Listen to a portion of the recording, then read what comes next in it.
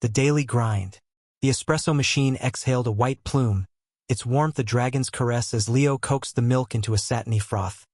The pitcher moved as if an extension of his own bones, guided by a vision of whirring wings that he poured, tilting the cup with practiced grace, crafting a delicate design on the latte's surface, imperfect, perhaps one wing slightly askew, but undeniably pretty. About time. A gravelly voice cut through the air. Show off. Leo's smile wavered, then snapped back into place. Cable, as sweet as curdled cream. Your hummingbird latte, extra hot, non-fat milk. Enjoy. He slid it across the counter. Avoiding her gaze, she snatched it, lips compressed. Ignoring the artwork, she took a loud, deliberate sip. Not quite as good as downtown, but acceptable.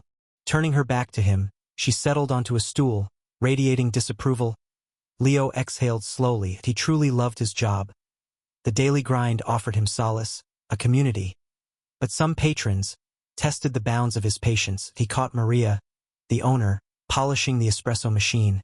Her expression tightly focused. He hesitated to burden her with Mrs. Gable's sour disposition. Maria already carried the weight of the cafe on her shoulders, bills, schedules, and the ever-looming threat of rent hikes. Cheerful chime from the door announced a new arrival, a bright note against Mrs. Gable's muted grumbling. A familiar figure shuffled in, supported by a well-worn cane. Mr. Peterson, Leo's face brightened. Mr. Peterson, good morning, the usual brew? Mr. Peterson's face split into a warm grin, wrinkles fanning around his eyes. Morning, Leo. You know me too well. Just a simple black coffee, and a bit of friendly conversation. Maria looked up, a genuine smile chasing away her earlier worry. Mr. Peterson, a welcome sight. Have a seat. Leo, get him his coffee, and I'll bring over that blueberry muffin he favors. Why treat. Mr. Peterson chuckled softly. Now, Maria, you're too kind. Nonsense? Maria countered, already moving towards the pastry case.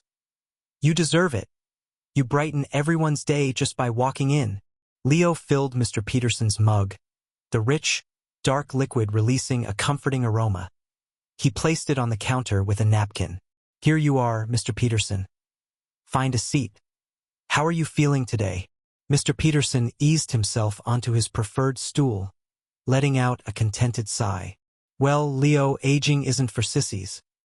But I'm still here, and that's worth celebrating. He sampled his coffee. Ah, that hits the spot. Exactly what I needed. Maria set the muffin before him with a flourish. There you go, hon. You're a gem, Maria, Mr. Peterson said, his voice laced with sincere appreciation. The pre-rush lull wrapped around the coffee shop. Mrs. Gable was still occupied with her latte, temporarily silent. Leo leaned against the counter, observing Mr. Peterson's quiet enjoyment. The old man's presence was a balm, a steady point in a world of caffeine-fueled chaos. Reaching beneath the counter, he retrieved his sketchbook, opening it to a clean page that he'd been immersed in a series of portraits. Seeking to capture the essence of the daily grind's regulars, he wanted to translate their stories, their hardships, their joys into charcoal and ink. He began outlining Mr. Peterson, focusing on the delicate web of lines around his eyes and the subtle upturn of his lips.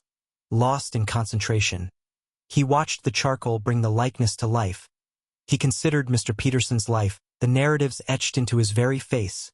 He saw decades of toil, affection, and sorrow mirrored in those gentle eyes. That's quite good, Leo, Mr. Peterson observed, startling him. Leo's cheeks flushed. He quickly shut the sketchbook. I'm so sorry, Mr. Peterson, I didn't mean to. I was just doodling. Mr. Peterson smiled warmly. Don't apologize, son. It's a gift, a genuine talent. He nodded towards the sketchbook. You should cultivate it, don't let it wither. Leo looked at his hands, suddenly feeling vulnerable. I don't know, Mr. Peterson, it's just a pastime. I don't think I'm skilled enough to do anything substantial. Nonsense, Mr. Peterson stated firmly. Everyone starts somewhere. The secret is to keep creating, keep learning.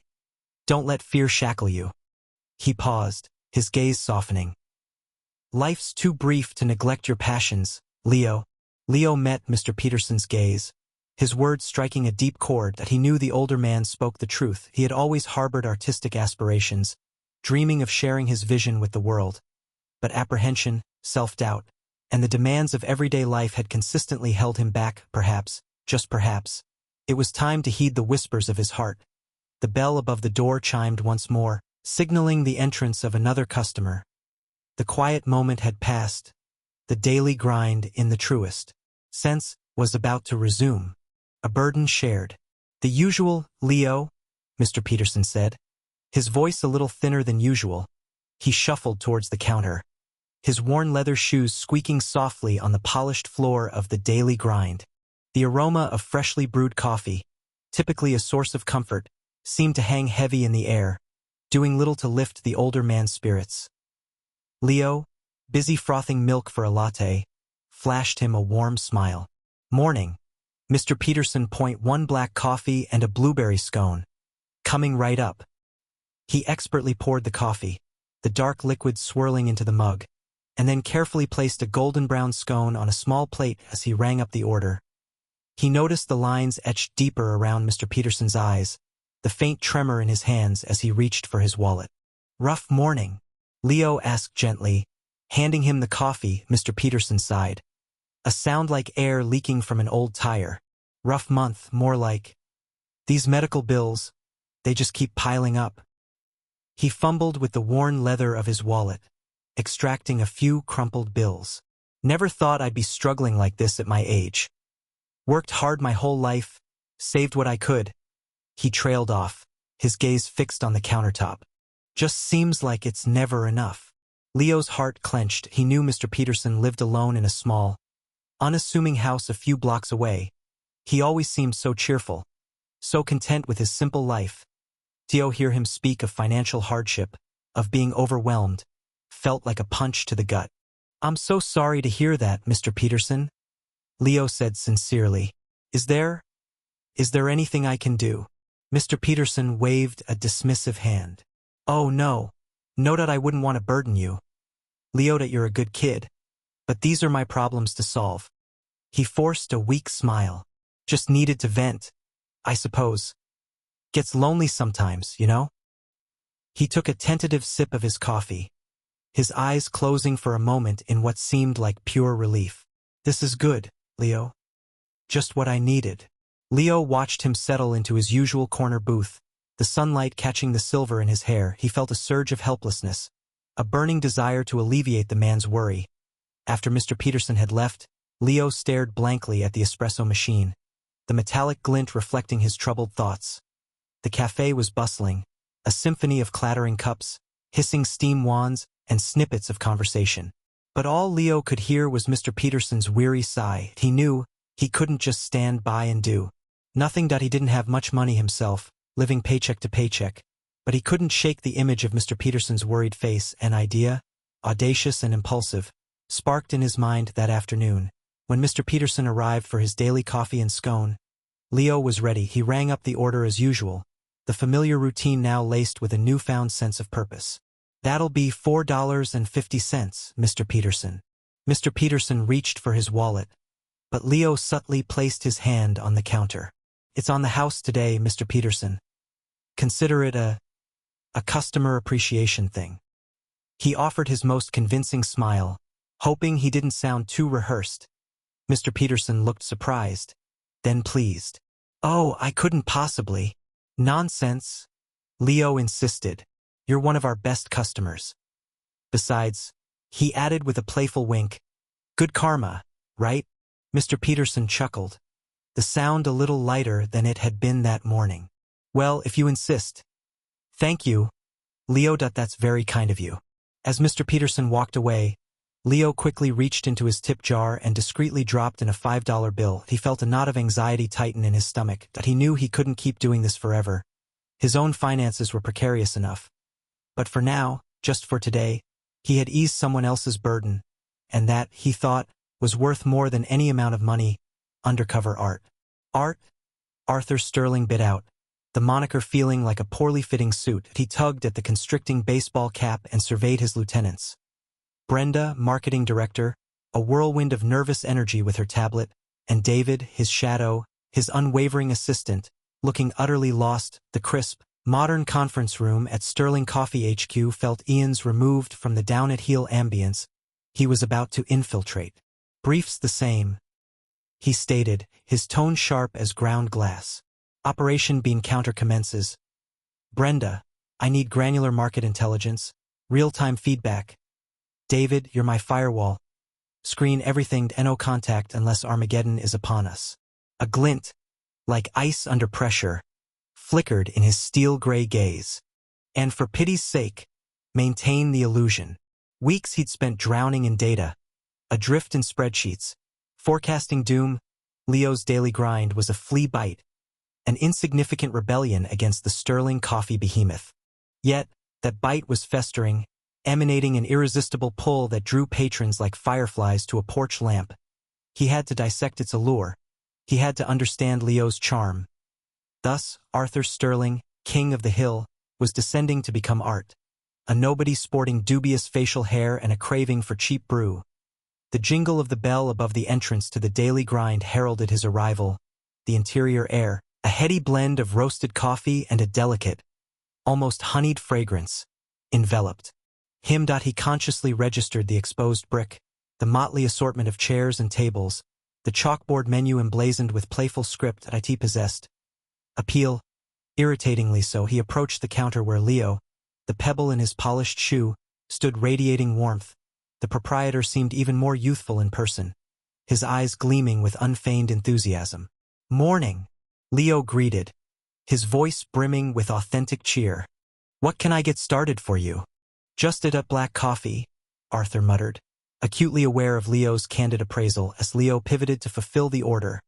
Arthur spied an elderly gentleman, his face a roadmap of time etched with wrinkles, slowly making his way to the counter. He recognized him from Brenda's briefing. George Peterson, a fixture. Morning, Mr. Peterson. Leo's grin widened. The usual? Mr. Peterson nodded, a twinkle in his eye. Just a small coffee, son? And perhaps one of those tempting bear claws, should I be feeling particularly reckless. Leo chuckled, pouring the coffee. He paused, his gaze flickering towards the pastries. Actually, Mr. Peterson, it's on the house today. My treat. Mr. Peterson offered a token protest, but Leo dismissed it with a wave. Nonsense. You've earned it. You're my favorite patron, Arthur observed, a cold band constricting his chest.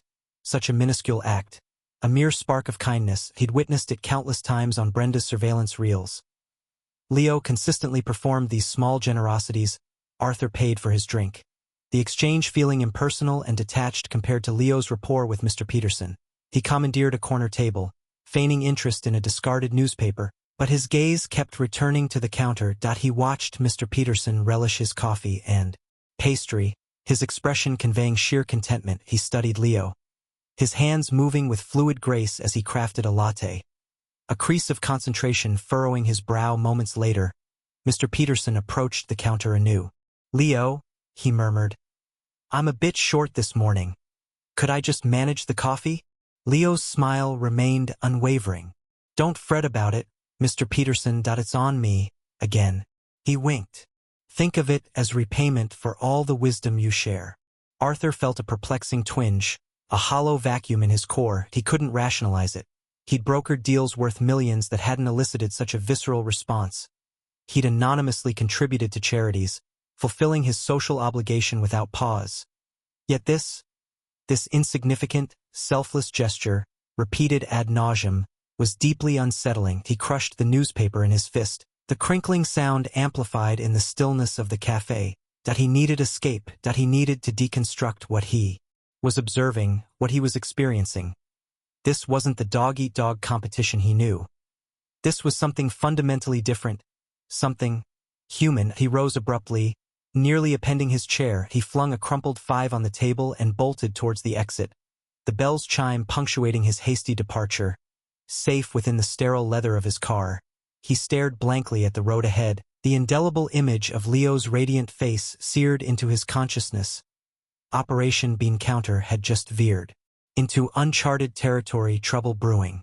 The eruption began before Leo had even secured his apron ties. Maria's voice, a staccato burst of fury unlike anything he'd previously encountered, shot from the back office. It was a discordant blast, a jarring contrast to the upbeat morning tunes. A deeper voice rumbled in response. Though the words themselves remained indistinct, he paused by the espresso machine, uncertain if intrusion was warranted. He initiated the grinding process, the machine's familiar thrum a feeble attempt to buffer the rising tide of argument. The usual comforting scent of roasted beans offered little solace to his mounting anxiety. The pastry display, usually a canvas for his creative impulses, stood barren, his inspiration stifled by the palpable tension. Even the sunlight, usually welcoming, now felt like a harsh spotlight illuminating an unfolding crisis. "I already told you, Henderson, that's impossible." Maria's frustration cracked her voice. 20%? Surely you jest. Leo flinched. He was aware the Daily Grind's finances weren't robust.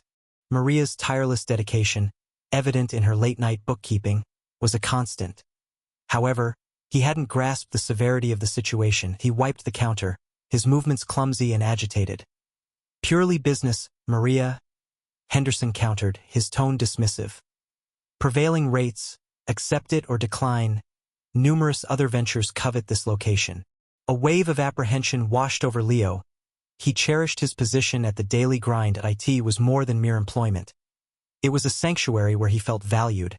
He worried most for Mr. Peterson, whose face radiated joy at the delivery of his daily black coffee, and Maria. She'd invested her very being in this cafe. He edged towards the office door, the escalating voices an irresistible, unwelcome lure. "Strategic location?" Maria scoffed.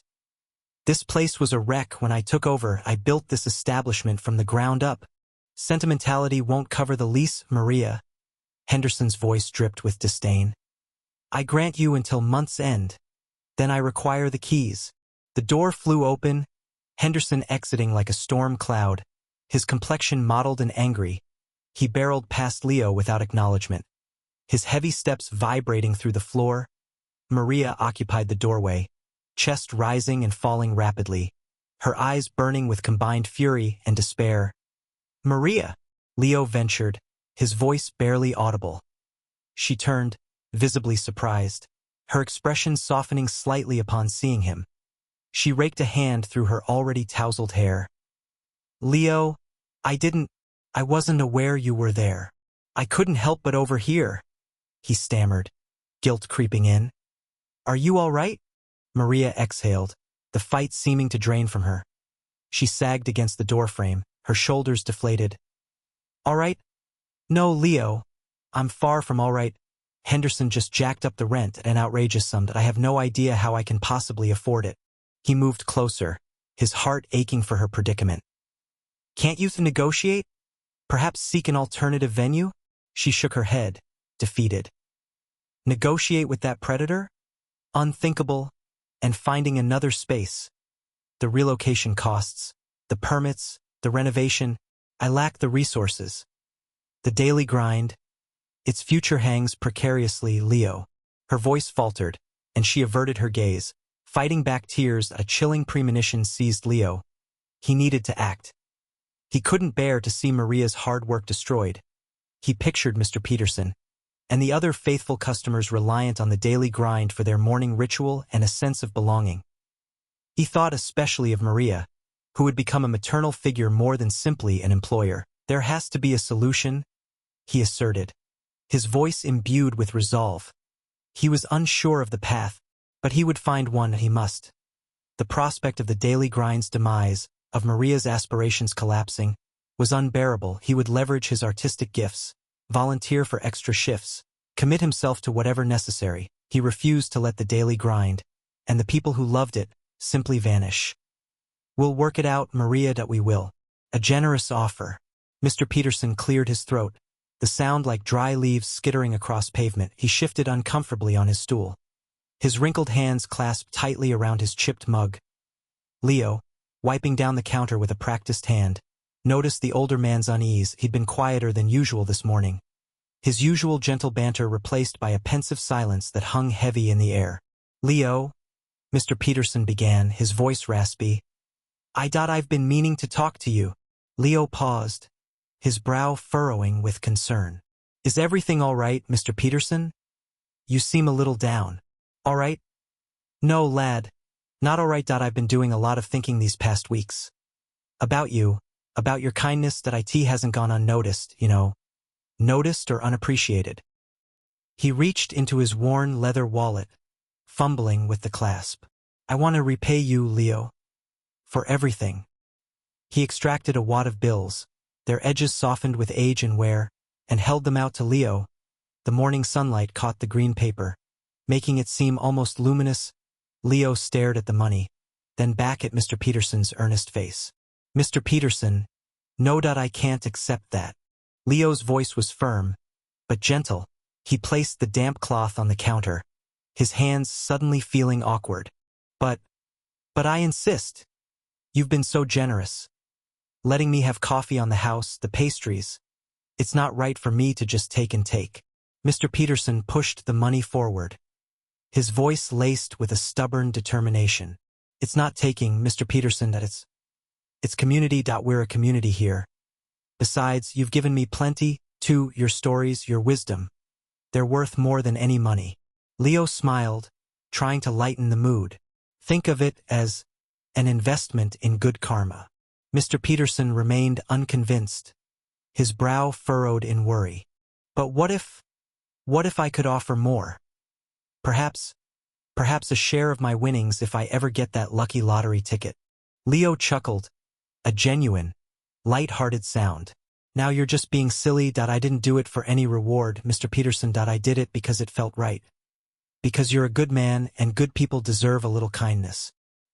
He reached across the counter and gently pushed Mr. Peterson's hand back towards himself. Please, keep your money.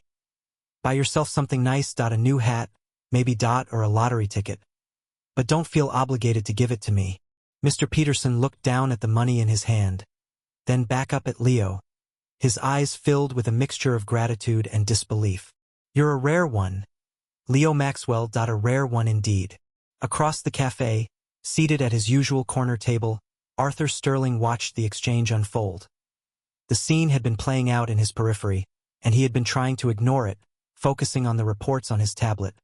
But the palpable sincerity in Leo's voice, the genuine warmth radiating from him, had drawn him in. The usual knot of tension in his shoulders loosened ever so slightly, and he found himself oddly compelled. He watched as Mr. Peterson, after a long moment of contemplation, slowly nodded, and returned the money to his wallet. The older man's shoulders seemed to relax, as if a great weight had been lifted. Arthur lowered his tablet, his gaze lingering on Leo as he resumed wiping down the counter, humming softly to himself. The barista seemed oblivious to the impact of his simple act of kindness. There was no calculation, no expectation of reward. It was genuine. A concept Arthur found both intriguing and unsettling. He watched Leo's movements, the casual grace with which he poured a coffee, the easy smile he offered to a new customer. There was an artistry to it, a subtle performance of human connection that Arthur, in his own carefully constructed world of boardrooms and spreadsheets, had long forgotten, or perhaps never even known. He felt a strange urge to approach Leo, to somehow understand the source of that effortless generosity, but the familiar wall of self-preservation rose within him, a cold, hard barrier against vulnerability. He picked up his tablet again, the glowing screen a shield against the unfamiliar feelings swirling within him.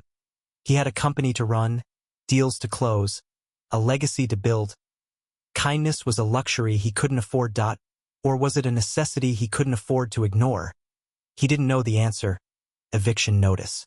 The clipboard slammed against the counter, the abrupt noise snapping Maria's head up. Mr. Peterson, his skin resembling aged vellum, spared her not even a glance.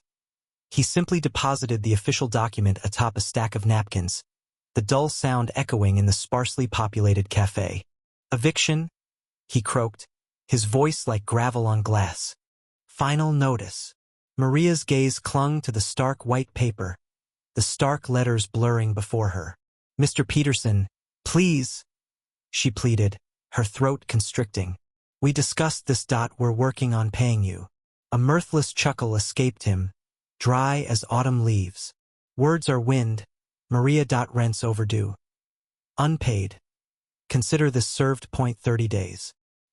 He turned, trudging toward the exit, his shoulders bowed under the weight of exhaustion, or perhaps a flicker of remorse. She watched him depart, a vice squeezing her insides. 30 days. 30 days to conjure a miracle, to perform an impossible feat of financial legerdemain, to somehow save all she held dear. 30 days to break the news to Leo, whose optimism was a delicate flame she desperately shielded from the tempest. Leo emerged from the kitchen, wiping flour from his hands with his apron. The comforting fragrance of warm biscotti enveloped him, a small solace that barely touched Maria's raw nerves. "Everything all right, Maria?" "I thought I heard voices raised." Maria managed a smile, a pathetic mask of normalcy. "Everything's fine, Leo. Just paperwork." She snatched the notice and tucked it away beneath the counter, hoping to delay the inevitable confrontation. But Leo wasn't deceived. He registered the slight tremor in her grasp, the forced brightness in her gaze, circling the counter. His brow creased with worry. He asked, "Maria, what is it?" "You can confide in me." She sighed, the burden of their predicament heavy on her spirit. "It's the rent, Leo. We're in arrears." He stepped closer, his touch light but firm on her forearm. "How much?" Maria squeezed her eyes shut, the words a painful obstruction in her windpipe. 3 months. Mr. Peterson served us with an eviction notice. The air thickened with unspoken dread. Leo's grip tightened, but he remained silent. She knew he was reeling, struggling to reconcile the dreadful news with his inherent belief that everything would resolve itself. At last, he spoke, his voice barely audible. 30 days. Maria nodded, avoiding his gaze. 30 days. Releasing her, Leo drifted to the window, his gaze fixed on the bustling street outside. The fading sunlight stretched long shadows across the cafe, transforming the familiar space into something ominous and foreign. He raked a hand through his perpetually tousled hair, a telltale sign of his anxiety. Perhaps we could secure a loan?" he offered, a note of desperation in his voice. Maria shook her head, her face etched with defeat. "We've been rejected, Leo. Twice. Our credit's insufficient." "What about a crowdfunding initiative? We could share our story, explain what the cafe represents to us, to the community." Maria worried her lip. The thought of soliciting charity, of exposing their vulnerability, repulsed her. Yet, what alternative did they possess? "Maybe," she conceded, her voice drained. "It's worth considering." As Leo continued to stare out the window, weighing their dwindling options, a figure lurked across the street, partially concealed within a darkened doorway. Arthur Sterling observed the unfolding drama within the cafe, the palpable tension radiating outward. He witnessed the landlord's brusque dismissal, Maria's thinly disguised despair, and Leo's unwavering, yet distinctly shaken, optimism. A disquieting feeling stirred within him, a burgeoning sense of responsibility he couldn't easily dismiss, accustomed to making detached, analytical decisions driven by profit margins and market analysis. Witnessing the human cost, the potential obliteration of Maria's dream, felt different. He hadn't intended to eavesdrop, yet he found himself unable to break free from this unwanted tableau. The unfeigned warmth emanating from Leo, the palpable affection and mutual respect shared between him and Maria, stood in stark contrast to the frigid, calculating world he generally occupied. He recalled the countless hours spent poring over spreadsheets, scrutinizing data, and devising strategies to optimize earnings. He thought of the memo he had sanctioned, the very one that had prompted Mr. Peterson to deliver that dreaded eviction notice. A memo now threatening to destroy this haven. A cold dread coiled in Arthur's core.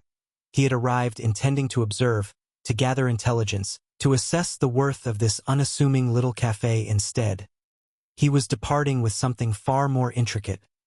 Conscience. And he wasn't sure he relished the sensation. The truth revealed. The clatter of ceramic against ceramic seemed deafening in the sudden silence. Leo stopped wiping down the counter, the rag still clutched in his hand. Maria, usually a whirlwind of activity, stood frozen behind the espresso machine. A portafilter halfway to its cradle. Arthur Sterling shifted his weight. The polished floor of bean there brewed that, reflecting the hesitant light of the afternoon sun. He'd chosen this moment, This particular lull, after weeks of observation, weeks of internal debate that had left him feeling older than his years. Leo, Arthur began, his voice rougher than he intended. Maria, I need to tell you something. Leo swallowed, his Adam's apple bobbing nervously. Mr. Sterling? Is everything all right?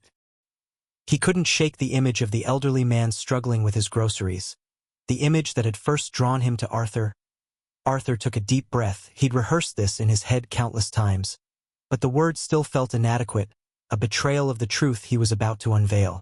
My name isn't, well, it isn't entirely truthful that I've been operating under an alias. My name is Arthur Sterling. Arthur Sterling of Sterling Coffee. The words hung in the air, heavy and unbelievable. Leo blinked, his brow furrowing. Sterling Coffee? Like the company? Maria's grip on the portafilter tightened. She slammed it into the machine with a force that made Leo wince. What in the world are you talking about? She demanded, her voice laced with suspicion. You're Arthur. Arthur who needs help carrying groceries. You come in here every day and order a black coffee. Arthur winced. He'd anticipated disbelief, but the sheer force of their incredulity was more potent than he expected. He reached into his inside pocket and pulled out a sleek, silver card case. He flipped it open, revealing a meticulously crafted business card. Arthur Sterling? It read, embossed in elegant lettering, followed by Chief Executive Officer. Leo took the card, his fingers trembling slightly. He stared at it, turning it over and over as if searching for a hidden trick. The card felt real, the lettering tangible. He looked from the card to Arthur, his eyes wide with confusion. But why? Why would you pretend? Maria stepped out from behind the counter, her arms crossed. Yeah, old-timer, spill it. What's the game? Her tone was sharp, the warmth that usually radiated from her replaced with a guarded skepticism. Arthur felt a pang of guilt. He hadn't intended to cause them distress, but he knew his actions had created a web of deception. I wanted to understand. Sterling Coffee has grown so large, so disconnected from the people who make it what it is. I felt lost. I needed to see the heart of the business, the people who truly understand what coffee means. Not the boardrooms, not the marketing campaigns, but the actual experience. He gestured around the small cafe, his eyes taking in the mismatched chairs, the hand-painted murals, the lingering aroma of cinnamon and roasted beans. I chose this cafe because I saw something special here. I saw the way you treat your customers, Maria. The way you care for this community. And Leo, he turned to the young barista. The kindness you showed me, a complete stranger, simply because I looked like I needed help, that spoke volumes. He paused, his gaze sweeping over their faces. I've been watching you both for weeks, observing your integrity, your dedication, your passion, and I was impressed, deeply impressed. Sterling Coffee needs more people like you. The air remained thick with disbelief, but Arthur could see a flicker of something else in their eyes, a nascent curiosity that he knew he had a long way to go to earn their trust. But he had finally revealed his true self. The first step, however clumsy, had been taken. A new beginning. The silence was a suffocating blanket, thicker even than the scent of singed sugar that permeated the air after Leo's near meltdown with the espresso machine. Arthur's throat-clearing echoed, amplified by the cafe's hush. I want to acquire the daily grind. Maria's eyes, usually bright with purpose, hardened. Her hands, typically a blur of motion, froze on the countertop. Acquire it? What are you talking about? This place isn't for sale. Her voice, a low rumble, held a warning. Leo, meticulously polishing the machine, stopped, a damp cloth bunching in his grip. Confusion etched lines on his forehead as he glanced between Arthur and Maria. The atmosphere, previously one of cozy familiarity, crackled with tension. Arthur advanced, the cut of his suit suddenly screaming outsider. Too sharp, too corporate. He tugged at his tie, the gesture a feeble attempt to bridge the chasm between his world and theirs. I know this seems sudden. Please, hear me out. I've been observing you both, witnessing the dedication you pour into this haven, and the care you extend to this community, Sterling Coffee. We erred, gravely. Attempting to displace you was a profound misjudgment, and I'm here to atone for it. Atonement? By buying us out? Maria's tone dripped with disbelief. Arthur raised a hand, palm open. Not a buyout, an investment. I wish to invest in the daily grind, to safeguard its spirit, and secure its longevity. I want you both to stay on. He met Maria's gaze directly. Maria, I envision you continuing as manager. You are the heart and soul of this place, intimately acquainted with every corner, every customer, every nuance, and Leo, he pivoted toward the young barista. Your coffee artistry, your passion, is priceless. I want to grant you carte blanche over the menu, the specials, everything your creative mind can conjure. Leo's eyes grew large that he'd steeled himself for the final blow, preparing for an inevitable closure. Not this proposition.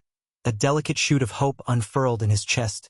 Skepticism clung to Maria like a second skin, her arms crossed defiantly. What's the hitch? There's always a hitch. You're Sterling Coffee CEO.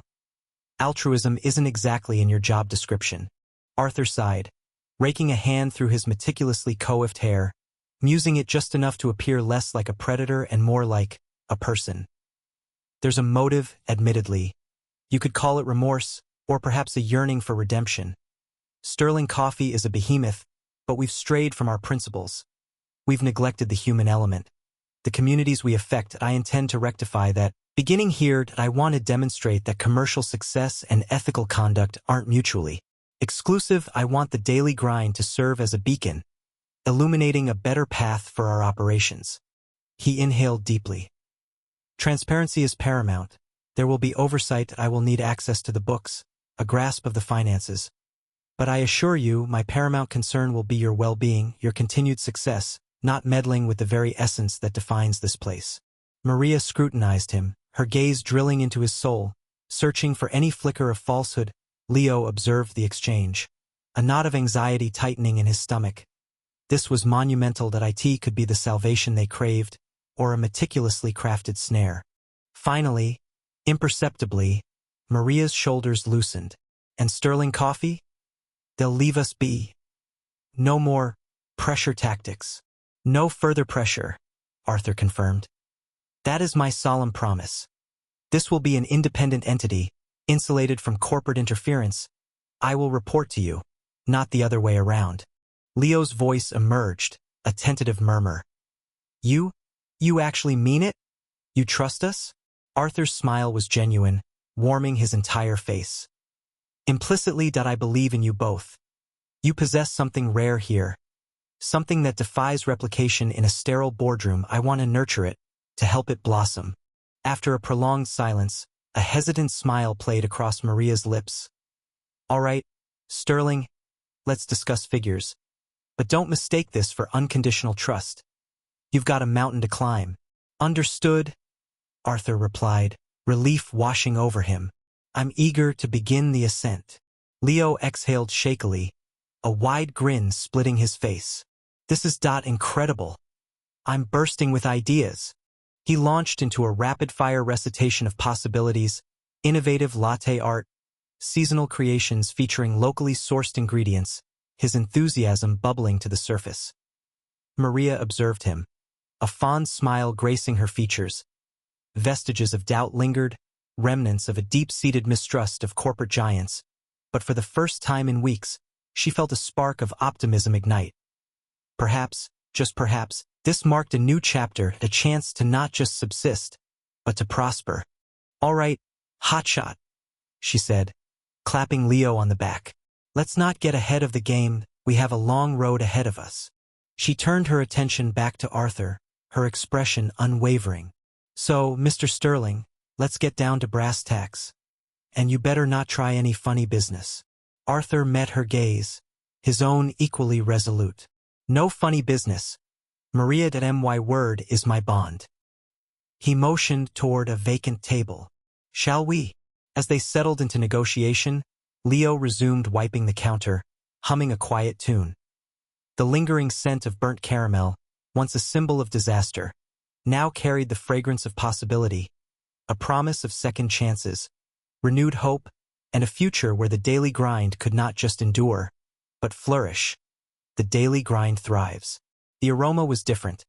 Not just the slightly burnt, overly strong smell Leo had grown accustomed to masking with flavored syrups, but a rich, dark chocolate scent that curled around him as he unlocked the daily grind. He blinked, surprised, and then remembered Arthur's promise. Or, rather, Arthur Sterling's commitment. The delivery yesterday had been overwhelming. Bags of beans from small farms in Ethiopia, Guatemala, and Sumatra, each with a handwritten note detailing the cooperative story. New. Grinders hummed quietly in the back, and even Maria, usually a fortress of skepticism, had a glimmer of excitement in her eyes as she ran her fingers over the smooth, dark wood of the espresso machine Arthur had somehow managed to install overnight. "This is something," Maria had admitted, her voice rough with emotion. "Let's just hope it's not too good to be true." The morning rush proved her wrong. The line snaked out the door, but no one seemed to mind. They were drawn in by the intoxicating aroma and the promise of something new. Leo, feeling almost giddy, demonstrated the pour-over technique he'd learned from one of the included pamphlets, explaining the nuances of each bean. Customers listened, captivated, and the first sips brought sighs of genuine pleasure. Even the regulars, those hardened coffee veterans who usually grumbled about everything, seemed impressed. Mrs. Henderson, who always ordered a triple espresso with extra foam and a side of complaints, actually smiled. "Not bad, Leo, not bad at all. Actually, it's quite good." The atmosphere buzzed with a newfound energy. Sunlight streamed through the newly cleaned windows, illuminating dust motes dancing in the air. Leo even saw someone sketching in a notebook, something that hadn't happened in ages. It felt like the daily grind was finally living up to its potential. Not everyone was happy. Sterling coffee loyalists, those who clung to their bitter brews like life rafts, voiced their displeasure online. #boycott the daily grind trended briefly, fueled by outrage over the perceived betrayal of tradition. But then, something unexpected happened. People started posting pictures of their ethically sourced lattes, sharing stories of the farmers who grew the beans. They highlighted the improved quality, the fair wages, and the positive impact Arthur's changes were having. #Sterling Coffee Do Better began trending in response. The backlash, though initially alarming, ultimately served as a catalyst. Sterling Coffee's stock dipped slightly, but Arthur, instead of panicking, released a statement acknowledging the concerns and outlining his commitment to ethical sourcing across all of his chains. He even announced a partnership with a local charity to support coffee-growing communities. Late that afternoon, Mr. Peterson shuffled in, his face etched with worry. He hadn't been in since the changes, and Leo feared the worst. "Mr. Peterson, it's good to see you," Leo said, rushing to help him settle into his usual chair. "Leo, my boy," Mr. Peterson said, his voice trembling slightly. I heard things have changed." Leo explained everything, carefully choosing his words, emphasizing the improvements for the farmers and the quality of the coffee. He poured Mr. Peterson a small cup of the Ethiopian yirgacheffe, its delicate floral notes filling the air. Mr. Peterson took a tentative sip, his eyes widening. He closed his eyes, savoring the flavor. A tear trickled down his cheek. This is remarkable," he whispered, his voice thick with emotion. "But more than that, it's kind to the people who grow it, kind to the people who drink it. Thank you, Leo. Thank you for caring." Later, after the evening rush subsided and Maria had gone home, Arthur walked in. He looked tired but satisfied. "Quite a day," he said, pulling up a stool at the counter. "Even my own shareholders called to yell at me." Leo chuckled, pouring Arthur a cup of the Sumatran mandheling, its earthy aroma grounding and calming. "Worth it?" Arthur took a sip, his eyes closing. "Absolutely, more than worth it. Seeing the impact it's having, that's what really matters." He opened his eyes, a genuine smile spreading across his face. "You know, Leo, I never thought I'd be saying this, but thank you. You showed me something I'd forgotten." They sat in comfortable silence for a few moments, the only sound the gentle hum of the espresso machine. "So," Leo said, swirling the coffee in his cup. "What's next? World peace?" Arthur laughed. "One cup of coffee at a time, Leo. 1 cup at a time." He paused, his gaze meeting Leo's. "And maybe, just maybe, we can actually achieve it."